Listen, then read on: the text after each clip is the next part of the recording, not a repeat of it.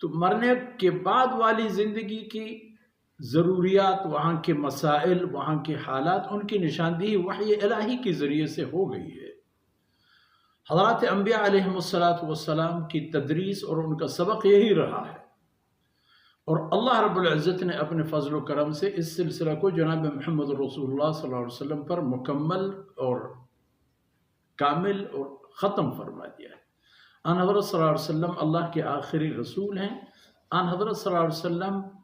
کے آمد کے بعد رہتی دنیا تک ہر ایک انسان کے لیے،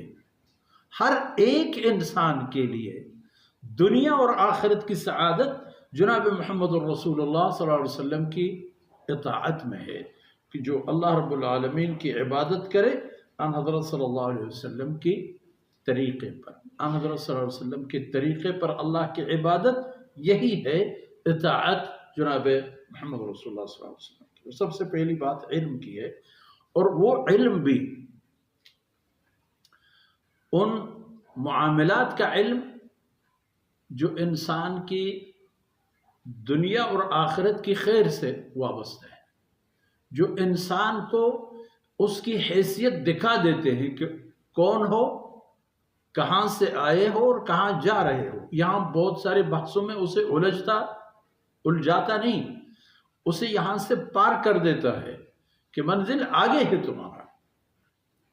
تو علم مطلوب جہاں اللہ کے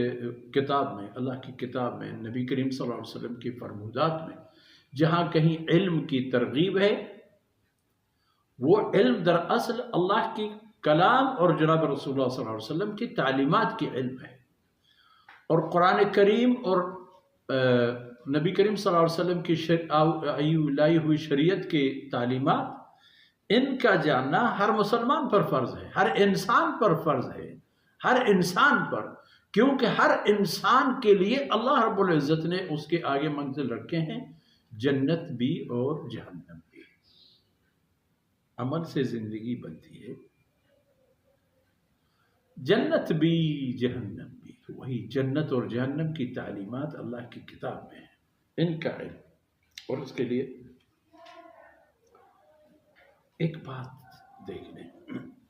ہم بحث مسلمان بات کریں تو ابتدا بھی کریں اسلام سے اور اسلام کی تعلیمات سے، اور بات کو تمام کریں بھی اس سے۔ اب دیکھیں سیدنا آدم علیہ السلام پہلا انسان جو روئے زمین پر آتا ہے،